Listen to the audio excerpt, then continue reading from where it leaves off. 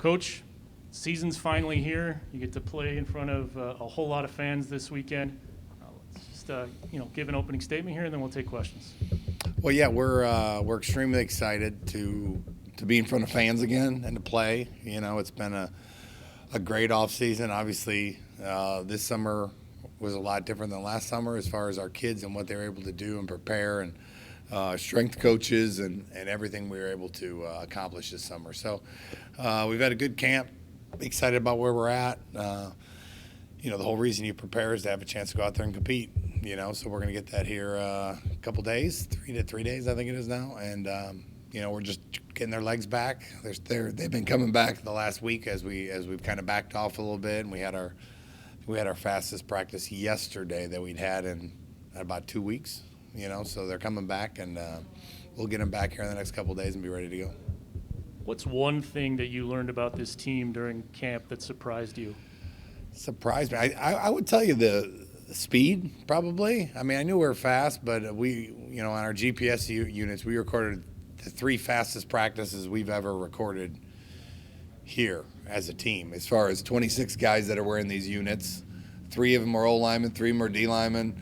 But it was to have the average speed of your 26 guys be 19 miles an hour is moving. So I've been very happy with the way we've been running the ball. And then I knew about our leadership. I felt really solid about the leaders we have on this team. It's probably the best group of leaders we've had, and so it's been fun. They've really gone to work, and it's been exactly what I was hoping it would be.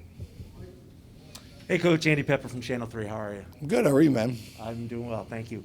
I wanted to ask about playing in the big house. In the best case scenario, you've got kids who are used to playing in 20, 25,000, 30,000 people.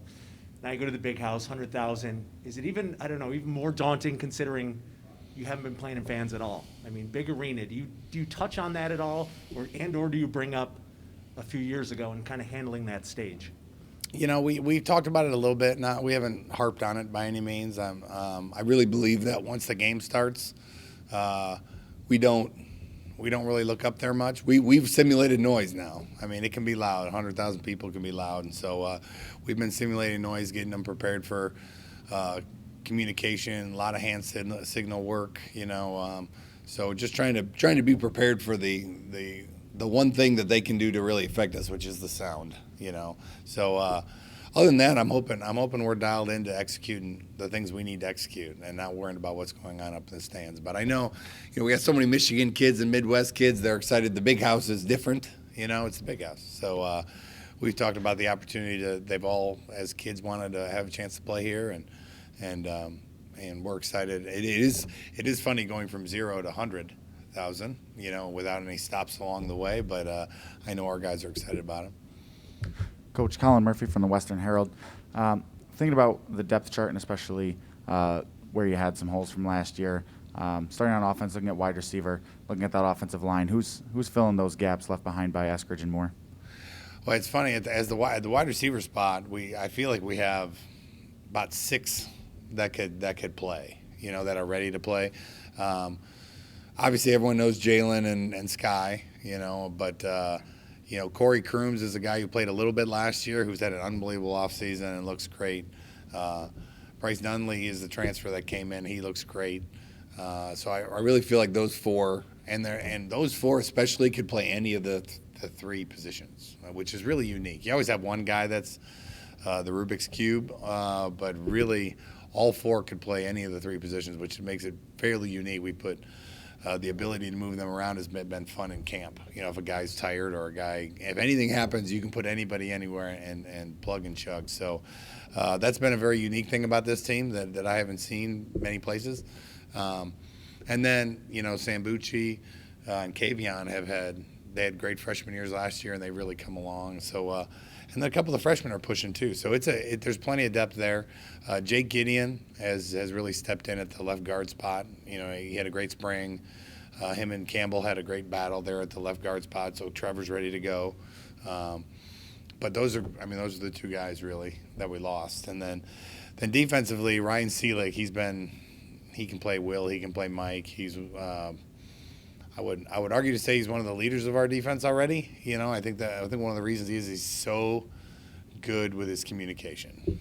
He lets everyone know because he processes fast, and when we give him a lot of different looks and unbalance and bunch, and he's really good at being the guy that gets everybody on the same page, and he's really the only new starter over there. So and then obviously we got some changeover at corner. TC's back, which we're excited about. Delano Ware came in as a transfer. He's playing safety and helping us out. Bryson's still back there. Still got AJ, and Zaire's back from his knee injury, so he looks great. And then Bustle, who was a wide receiver who moved over, and he's doing a great job. So, I like where we're at. I like our depth. That always changes as the year goes on. But I like where we're at. Hey, Tim. Patrick Nothaft from the Kalamazoo Gazette and I'm Live. Thanks for taking time to talk with us today. Has the team picked a helmet design for Week 1 yet? There has been one selected, yes. It has not been released yet, but it has been selected. So that's all I'm going to say about that. No description. Wait until Saturday? We're going to wait till Saturday, yes. It was a long time coming, and a lot of different people had their hands in trying to find what would be best moving forward. And I know the players are really excited about the final product because they were very much a part of the whole process. That's why it took so long, and I know the guys are excited about it. You mentioned Brett Borski is someone who has kind of been dinged up a little bit. Mm-hmm. Can you tell us the status of him and if anyone else is going to miss Week 1 because of injury? He's really the only one. I think he's the main guy. He's been running around. He's close. I mean, I think. I don't know which one. Probably doubtful's the lowest one. That's where he's at because he's been running around. He's been on the practice field again for about a week now. I just want to make sure if he goes out there, he feels good, and I don't want to put him in a bad situation. It's senior year, and he's got a lot, has a bright future, and I want to make sure that he's ready. So right now, I would say he's doubtful. But Torres played a ton. I mean, both tight ends were back, so it's been good to get Torres a lot of work, but he's the only one right now that I think will be out. You mentioned the big house. That's an atmosphere pretty unique to college football. Did you do anything to try to mimic that to get the players ready during prep week? Just the sound. They've heard the fight song plenty of times now. We've been using the same music they're going to hear there. I don't know if their band can play as loud as our speakers go, but our speakers have been about as loud as it can be, and so it'll be familiar when they hear it.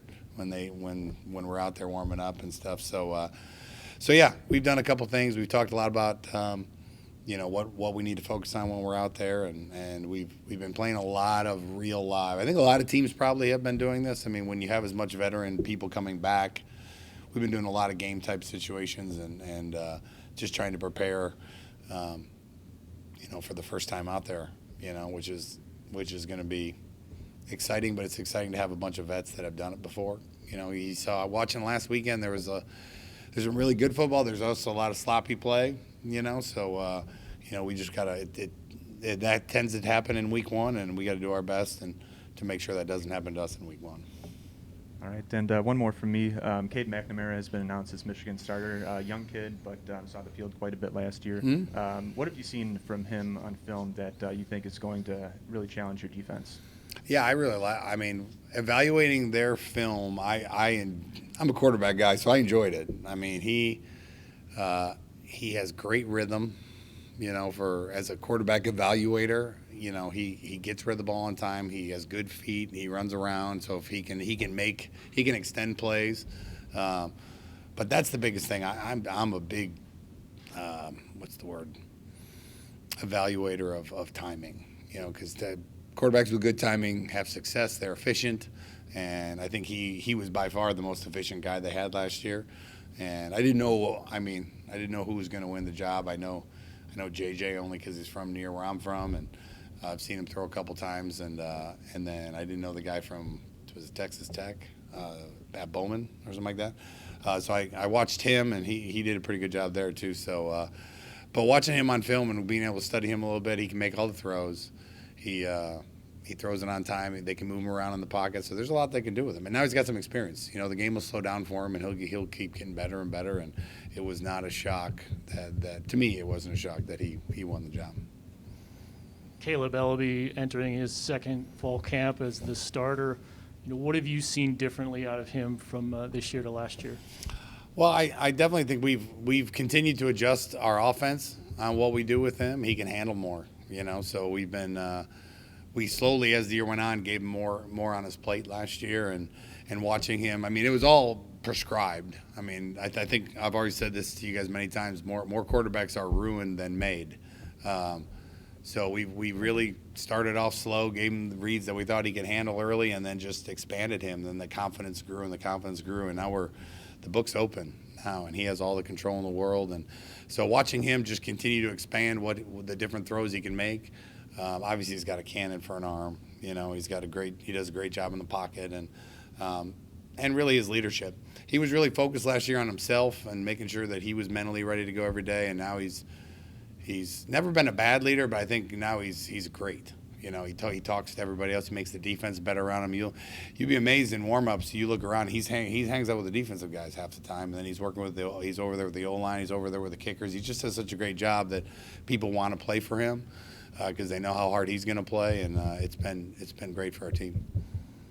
Coach, you mentioned preparing for sort of the stadium atmosphere at the Big House. The Bronco marching band going to be going with you. Cheer and dance teams are going to be back in stadiums this year as well. What does bringing that little slice of home with you into the Big House do for your team? Oh, there's nothing better than hearing your own fight song when they're blaring the other ones. I mean, I don't know how many they're letting us bring. Well, if we can bring all 300 of ours, but I got to meet with they were practicing out on campus, and I went out there and got a chance to talk to the marching band. They're fired up, and we had a little talk about going down the road together here in about a week, and I know they're excited, and just having the support. When you're in a stadium like that, having played in stadiums like that, you score. You really quickly after you score, you figure out where your fans are because you can hear them, you can see them. They're the only ones standing in the whole place. At Florida, my senior year, they were like in the upper deck in the corner. So every time we scored, like we'd all point at them because there's the only thing you could hear in the building. So yeah, it was. It'll be awesome to have them there and to have the cheer and dance team back and just have support. And so because there's in a game there's going to be ups and downs and lefts and rights and we got to keep getting up. And obviously the support helps with that. Last year, obviously, a shorter than normal season, but still dealt with a lot of injuries, especially on the defensive side.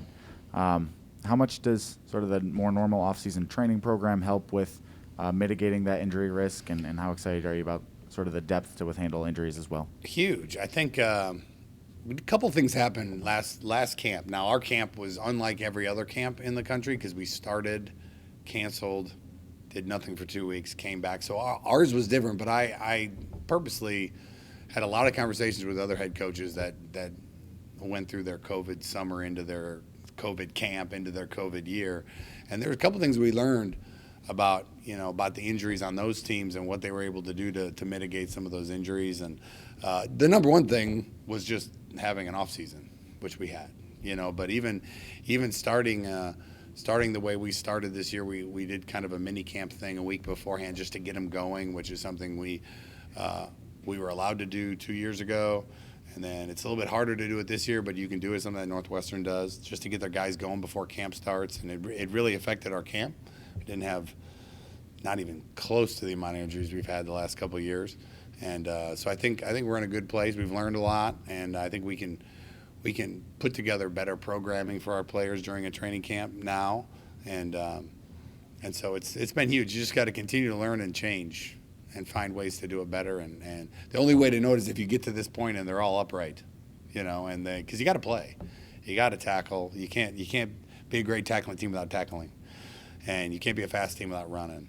So and you have to compete. So all the other things like the soft tissue injuries and all the stuff time and money we spend on trying to mitigate those is well worth it when you get through a camp and you really only have. And Brett got hurt on the first 7-on-7 snap first day, just making a cut, and so and he didn't, and it wasn't that bad, and he'll be back. So happy with where we're at and all the things we've done to get to this point.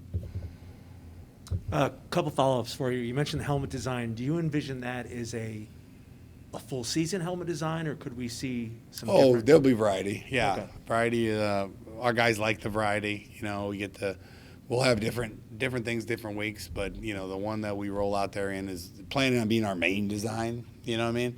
And then making some adjustments depending on the day we're playing, where we're playing, what we're doing with our uniforms, but it will be the main thing. I know you said at media day you were going to give the guys some very healthy input. How did that decision come down? Was everyone on the same page with that? Or? Yes, it was great. I mean, it was all levels of campus were involved in it, and so they had their ideas, we had options. I got all the options approved. Showed the players, they loved it. So it really even didn't have to get to there really was no conversation. There's no arguments. It was just, here are our options. We like all of them. Which ones do you guys like? And they all fell in love with the same one. So they're excited. We didn't show the entire team till a couple days ago, or yesterday maybe. The leadership council was the council that was kind of in charge of the whole thing over the last month. Back to the field, so to speak. Coach Harbaugh didn't name Cade the starter till a couple of days ago. Did that affect anything in your preparation? Did you assume it was going to be him? No, I did. After watching film last year, I did. I know how hard it is as an 18-year-old to play, and although I think JJ is a great player, and then a transfer coming in to play quarterback, as great as he was, it's just hard when you have a guy like that that's played and had success, and I think has a lot of upside. So we were thinking it was him the whole time. We had plans. We have things that we thought would be better against this guy or that guy. Really, they just wasted film time. I watched a lot of those guys play at other places, But I felt pretty confident watching him that I thought he had a great shot of competing and winning the job, and it didn't surprise me one bit. Did you learn anything specific from, was it, it's all starting to run together, 18 or 19, your last trip to the big house? Oh. I know you've obviously had a lot of roster turnover in a few years, but Yeah. that can help you on Saturday that you learned from that visit, outside of dealing with the crowd noise. Yeah, dealing with the crowd noise, I think just continually being in those games, it's one of those things that once you've been there and our guys are comfortable there, we have a lot of guys returning, which is a good thing. The young guys are going to all look up when we get there, and I hope we normally go out straight onto the field so they can walk around and look up and take their pictures and do everything they want to do. They do that at almost every stadium we're at. And then it's time to go to work, and that's really what we're trying to keep the main thing, right, which is the game that's going to happen between the lines. So, but to say what we learned, I mean, I remember that game. I remember that defense. That defense was, I think there's seven guys on that defense playing in the NFL, and that was a rough day, and we have to learn from that and figure out the things that we didn't do well. We've had a lot of changeover with coaches and players now, but it's going to be its own game, and so we did learn a little bit, but just a little bit of comfortability about where we're going. We know where the locker room is. We know where we take the field. We know what our side warm-up's going to be. Other than that, we just got to make sure we're ready to play when they let us kick it off.